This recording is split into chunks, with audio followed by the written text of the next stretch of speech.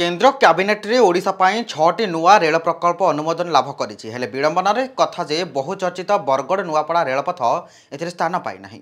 जहाकु नै आम आदमी पार्टी बरगड़ तरफरु तीव्र समालोचना करा जायछि। बरगड़ जिले में विजेपुर और पद्मपुर उपनिर्वाचन समय यह एक मुख्य प्रसंग होता। भारतीय जनता पार्टी एवं खोद रेलमंत्री अश्विनी वैष्णव निजे लोकों को प्रतिश्रुति देते। बरगड़र नुआ सांसद प्रदीप पुरोहित रेलमंत्री को भेटी लिखित भाव अनुरोध करते जहाँ खबर कागज और सोशल मीडिया रे भाइराल होता। हेले सबू पानीर गार भली मिलगला बोली बरगड़ आप्र जिला सभापति भवानी साहू अभियोग कर जिलूर जड़े सांसद और 4 जण विधायकों को जिताई लोकों शेष में प्रतारणा मिली श्री साहू कहते। बीजेपी जुमला बांटिबा पर ओस्ताद तेणु आगकू एही परी अनेक मिथ्या प्रतिश्रुति परिवेषण हेबार संभावना रहिथिबारु बीजेपी प्रति सतर्क रहिबाकू श्री साहू कहते। बंधुगण नमस्कार। आपण देखुथिबे जे बरगड़ जिल्ला रे गोटे बहुत बड़ डिमांड टे थिला जेतेबेला निर्वाचन होतला पद्मपुर बाय इलेक्शन हो किंबा विजेपुर निर्वाचन बाय इलेक्शन माने हो तो सेतिर गोटे प्रमुख प्रसंग जेंडा डिमांड होतला जे बरगड़ रो आपनकर नुआपड़ा जे रेलपथ के नेकरी समस्ते गोटे दाबी करुथिले एवं जेन राजनीतिक पार्टी माने से माने भी सेटाके प्रमुख गोटे प्रसंग हिसाब से कथार रखुले किंतु गतकाली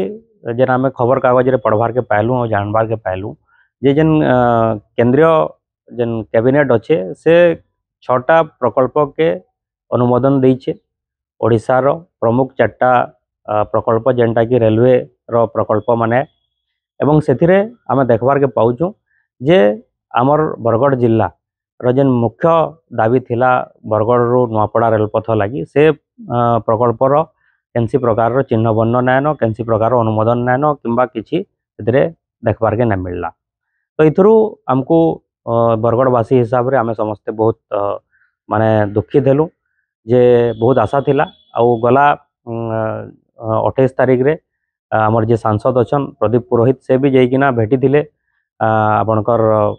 केंद्र मंत्री रेलवे मिनिस्टर को अश्विनी वैष्णव को जाइकिना भेटिकिना गोटे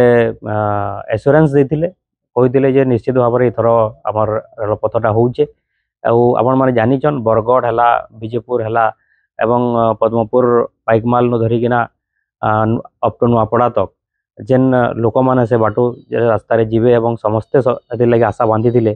जे निश्चित भाव में थर हवा बोलिकरी किंतु बारंबार आपण माने देखुथिबे भारतीय जनता पार्टी तांकर पूरा इतिहास रही आसीजे एंती करी लोक मान को माने ठकीकिना भोट नेसन आपण माने से 15 लाख टंका प्रत्येक व्यक्ति को देवार कथा हो किंबा प्रत्येक वर्ष 2 कोटी रोजगार रो कथा हो किंबा स्वामीनाथन कमिटी हिसाब रे चाषी मान को तांकर धान रो रेट देवार कथा हो ये सब प्रसंग रे भारतीय जनता पार्टी सब बेले लोगों को प्रतारणा दे आसीचे एवं बरगड़ रे जेन आमे आशा करूथुलु भारतीय जनता पार्टी रू एवं आपण जानिथिबे जे बरगड़ जिल्ला रे जे सांसद अछन से भारतीय जनता पार्टी रन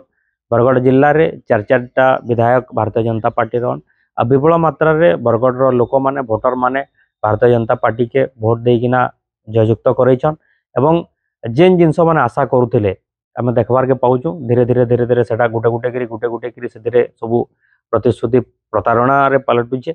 एवं सेतिर लगी आज जेन प्रकार कैबिनेट रो निष्पत्ति आसला एवं अनुमोदन सुनवार के पाइलु अश्विनी वैष्णव भी ओडिशा रो रिप्रेजेंट करूछन किंतु बरगड़ जिला के भोट निर्वाचन बेला आइसथिले पद्मपुर रे ओपन एवं सब लोगों को कहिथिले जे इथर जेन डिमांडटा रही रेलपथर नुआपड़ा बरगड़ नुआपड़ा लाइनटा सेटा मेटेरियलाइज हेबा बोलिकरी किंतु आमे देखबार के पाउछु से प्रकार किछि ना आसी फिर हमको गोटे वर्ष अपेक्षा करबार पड़वा से गोटे वर्षटा आउ केते वर्ष हवा जे कहिना है तो सेदिल लागि बोलिकरी आमे आज समस्त बरगड़वासी सब दुखित हूँ आउ आमे आगामी दिन रे ई कथा के प्रमुखतार सहित उठामु एवं कहमु जे जदि आपण माने प्रतिश्रुति जदि दउचन सेटा के पालन करूँ जदि करिना पारबाले ई मिथ्या प्रतिश्रुति देवार बंद करूँ। धन्यवाद नमस्कार। Bargarh Munna Sahu report Niladri Shah media live एवं अधिक खबर आम चैनल को लाइक शेयर सब्सक्राइब करने को भूलुनी। रोचु नमस्कार।